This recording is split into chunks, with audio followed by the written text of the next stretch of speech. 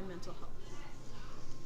I think anyone can be affected by mental health. A lot of teenagers can be affected, especially because their brains are growing and developing. So it's important that if I would say someone from like as young as like 10 years old is dealing with some type of mental health issue, that they get help immediately.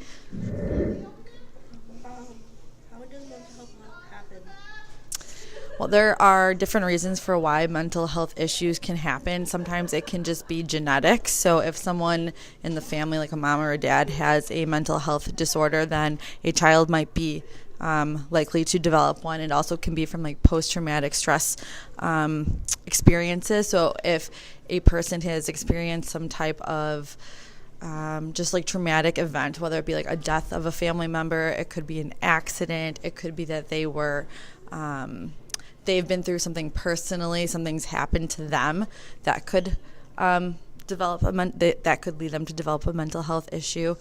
And then there are just other like lifestyle behaviors. There could be certain medications, and if the brain has a chemical imbalance, that could also lead to a mental health disorder. How does mental health affect the brain? So what happens is that our brain has all these different chemicals, and there are neurons that make different connections within the brain. And so if a mental health disorder is developed, there's going to be a chemical imbalance. So the brain doesn't function the way that it would normally if there wasn't that imbalance. Why do you think mental well-being is important in leading a healthy life? Yeah, so everyone has a health triangle. It's made up of mental and emotional health, physical health, and social health, and you need an equal triangle in order to lead a healthy life. So if one side is shorter or longer than the other, meaning that there are problems, maybe they're missing a part of that aspect of their health, and it's not balanced, then that could lead to physical problems as well, and that could also lead to, social problems. If someone is dealing with a mental issue, okay, that could mean that they're losing sleep, and that sleep is affecting them physically. Then it also could be that maybe then they're more irritable at school, which means maybe that they're not socializing with their friends as much. People don't want to be around them, or vice versa.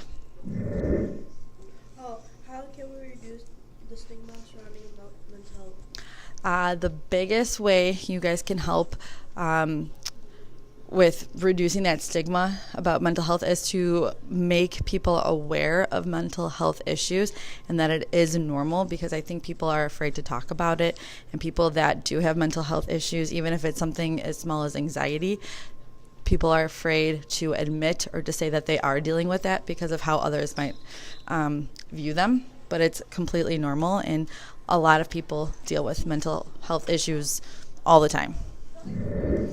How does healthy eating and physicality help with mental health? Yeah, so if you feel good about yourself, then that's going to help with self-esteem and self-image, which greatly impacts mental health. So eating well would be one step into increasing your mental health, your self-image, and self-esteem. 43.8 million young adults experience mental illness. Nearly 50% of youth ages 8 to 15 years old don't receive mental health services.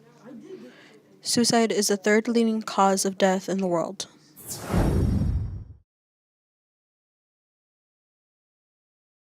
Exercise is one of many things to help with physical health. A risk of physical inactivity is the possibility of developing type 2 diabetes. Being healthy in the physical department, students who are physically active tend to have better grades, school attendance, cognitive. Only 21.7% of high school students participate in at least 60 minutes per day of physical activity on all 7 days of the week.